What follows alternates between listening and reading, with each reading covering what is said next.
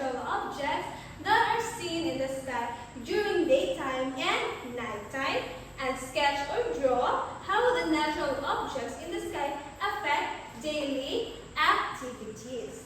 So now, let's discuss first the daytime. So, daytime is the time of the day when there is daylight na ay kahayag. So, sa yung daytime na ay kahayag. So, there are natural objects seen during daytime. First is clouds. Sakto ko yung limang ingon ganina. So, ang clouds are a huge collection of ice droplets that are light enough to float up in the air. So, ang panganod kay collection na siya sa mga ice droplets nga gaan ra nga igo siya mulutaw sa hangin. Murag balon ba yung ana ang panganod. So, there are types of clouds. So, natin klase-klase di ay panganod. So, una ay ang cirrus. Muna siya ang high-level clouds that are thin and wispy. Kabante, wala nga picture nga nipis lang siya. Tapos, ang kaning cirrus, na siya sa kinatasan kayo sa panganod.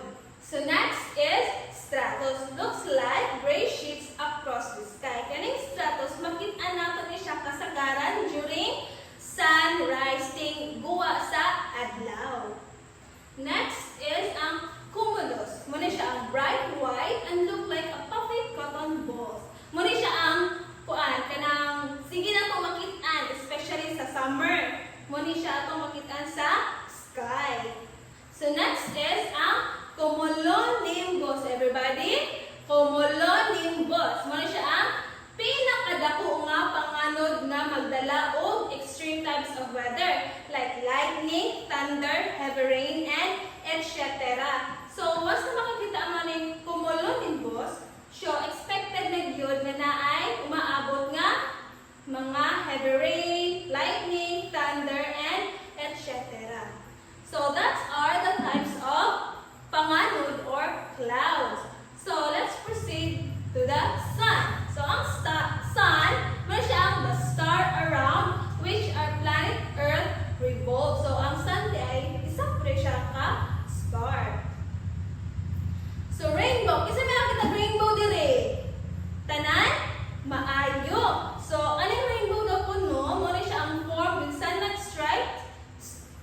sunlight strikes raindrops and the light is split into different colors. So, ang rainbow, makita natin ni after sa ulan, tas init. Muna siya. So, sunlight strikes raindrops and the light is split into different colors. So, maoto ang mga kasagaran natong makita during daytime. So, let's proceed to the nighttime. So, ang nighttime is the time of the day when no light from the sun can be seen. Siyempre, nighttime is gabi. So, natural objects seen during nighttime is moon. So, ano kay pangutana? Ang moon, makita ba nato mabuntag or dili? Makita. Very good, Romeo! Oh, makita nato ang moon. Especially karon na nausog ato ang panahon. So, makita nato ang moon. Kung sa mga orasa, mga alas 6, diba? Alas 6 kay landag pa man na, alas 6, alas 5, diha makita nato ang moon. Pero, ang moon, makita din nato kasagaran gabi. So, gibutang na ko siya sa nighttime. So, ang moon, manod siya ang the Earth only natural satellite. So, ano ang satellite? Ang satellite, muna siya ang object in space that orbits, kanangga tuyok, or revolves around a bigger space object. So, ang moon, nag-inasara po siyang moon sa tuwa. Sa ato ang planeta. Dili pa rin subang planeta, para sa Jupiter, nga na ay 400 kapin, sa Venus na upat ka buo ka moon. So there are phases of the moons. Mo siya ang last quarter, waning gibbous, full moon, waxing gibbous, first quarter, waxing crescent, new moon, and waning crescent. So ito na i-discuss sunod klase. So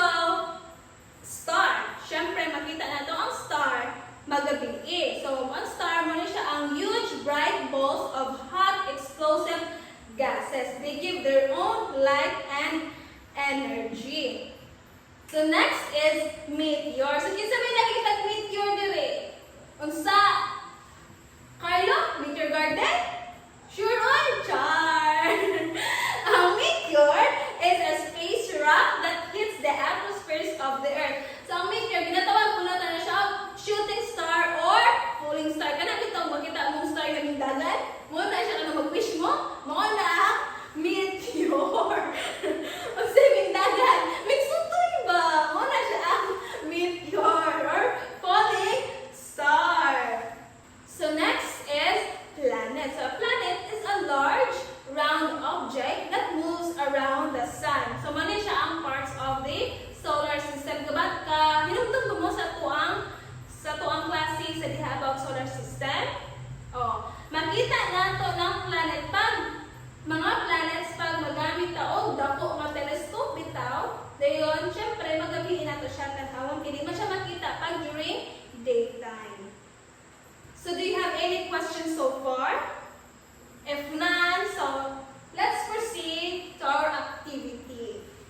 Is to read the direction, read and understand the questions, and write the correct answers din sa Manila paper. So, who wants to answer number 1, 2, 3? So, what are the 3 objects that discussed during daytime?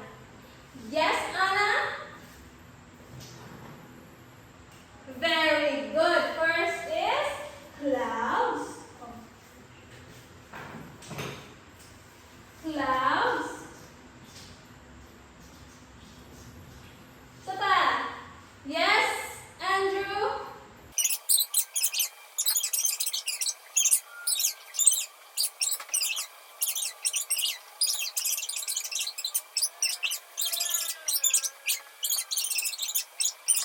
What was our lesson this afternoon? Yes, Kim?